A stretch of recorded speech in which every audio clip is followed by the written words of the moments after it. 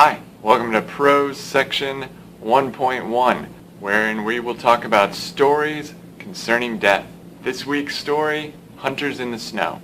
Before we get into the story, we're going to talk a lot about what it means to be a symbol and how writing is treated in a symbolic fashion and why, even though we sometimes are reluctant to do so, we need to consider the way texts function beyond the words that are on the page.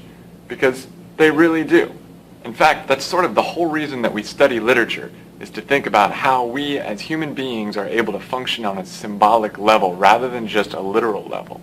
If all we did was say exactly what we mean and do exactly what we are supposed to do all the time, we'd be really dull as a species. Let's go to the slideshow. When we deal with prose, we might ask ourselves, when do I know if a story is more than what it appears to be on the surface? The answer is that it always is more than what it appears to be on the surface. Characters can embody important ideas, and those characters become symbolic characters when they have traits that we recognize as belonging to larger concepts and larger ideas.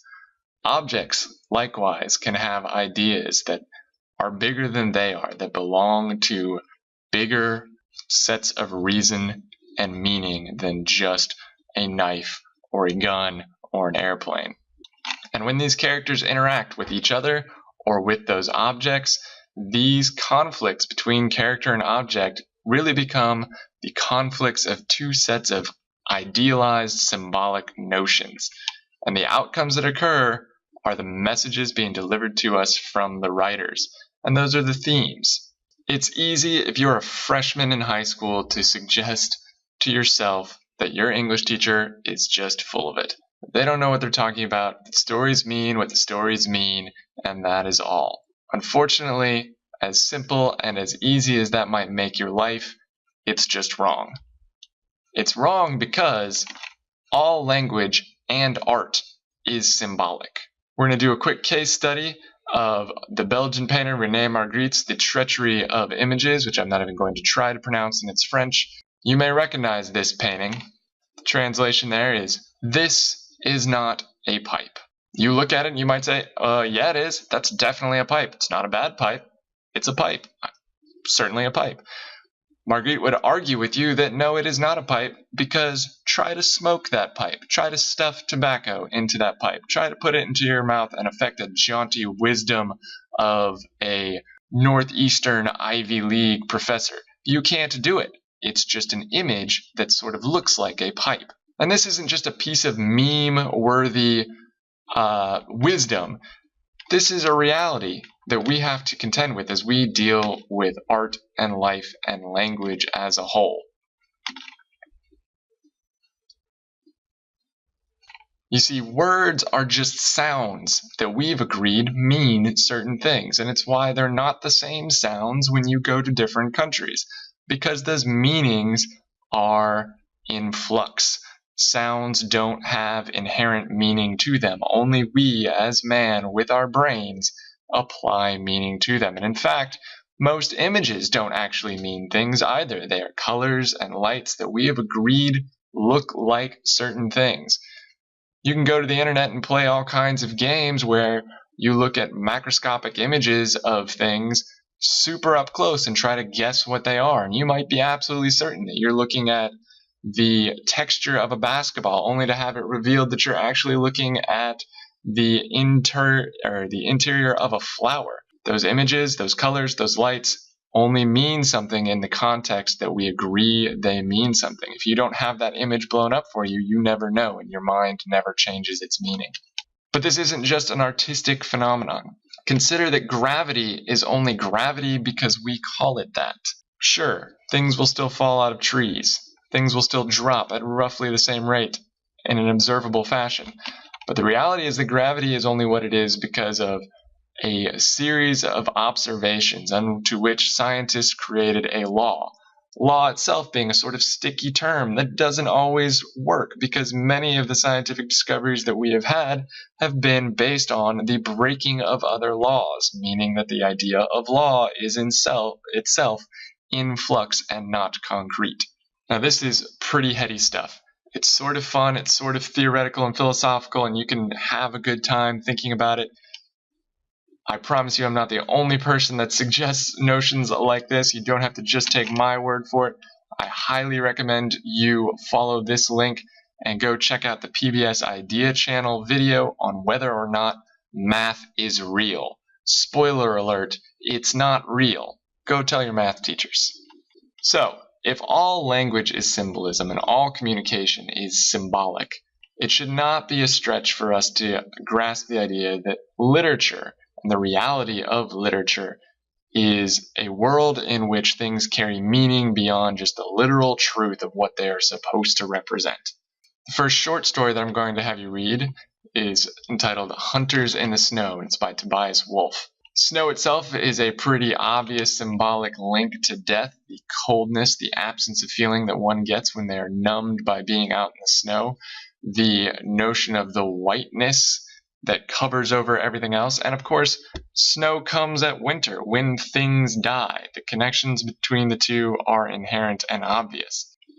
But snow also has a notion of coldness and detachment, that when we talk about coldness, we can also mean emotional coldness. There's a reason why we call the girl that doesn't want to go out with you an ice queen, even though that's totally not her fault, you just are not cool. We use these terms to suggest a lack of emotion.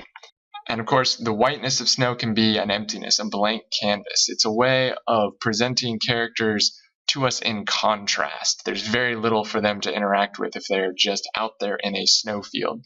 There is each other, and that is about all. Our characters here are hunters. That's all we're really going to know from them at the start. We're going to see three men headed out on a hunting trip.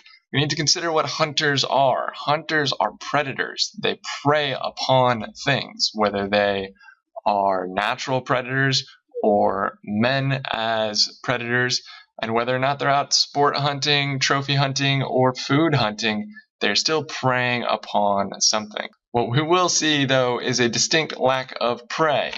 They are hunting in the snow, so one could imagine. Yet they are still hunters, and we need to ask, who do they hunt? Why do they hunt? And what is the appeal of the sport of death? Keeping in mind that death can mean the end of something symbolic, not just literal death. This is a cute little piece of art. Hopscotch to Oblivion, that's somewhere in Barcelona.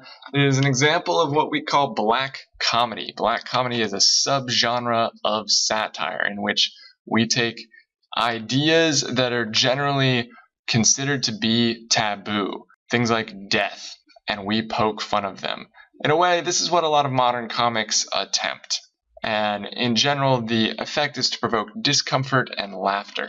Wolff is going to mock things such as morbid obesity, taunting between two grown men, animal cruelty, pedophilia, and murder. And most of those things are probably not things we would expect to find humor in. But he does so to satirize human interaction, to make a point about the way that people treat each other and act. And it's our job, having read these characters and read their events and their travails, to figure out what is the thematic message of Wolff beyond his story. Finally, one other symbolic note for you to look out for. Think of a dog. What qualities do we generally associate with a dog? It's also important to consider the moments of violence within a text often exist solely for calling attention to those moments and their symbolic value.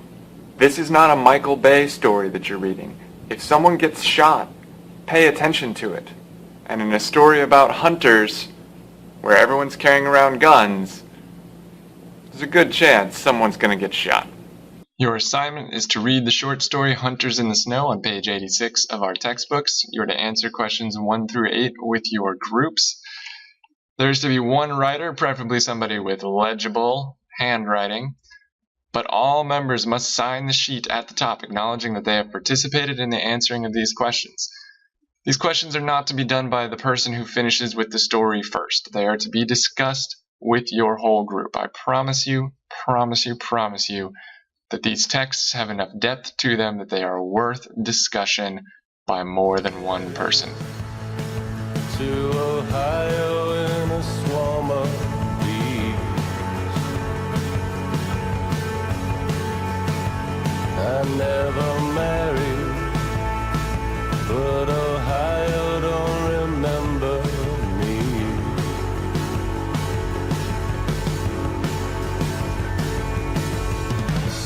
Lay my head on the hood of your car.